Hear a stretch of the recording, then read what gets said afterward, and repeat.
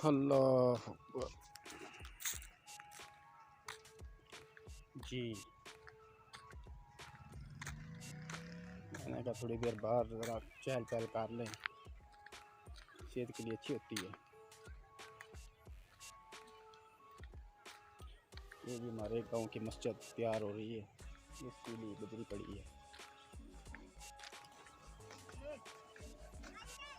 बच्चों को उसका चाचू डांट रहा है, कह रहे घर चलो शाम हो चुकी है। तो बच्चे वापस बेचारे जाते हुए, शाम से पहले पहले तो बदमाश बने फिरते हैं, उस टाइम के बाद से ये देख, एक ये देख है तेरी से। तू किधर चला है?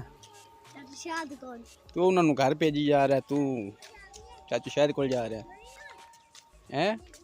उदास हो गया है? रोटी खानी है हमने। रोटी खानी है, तैयार हो गई?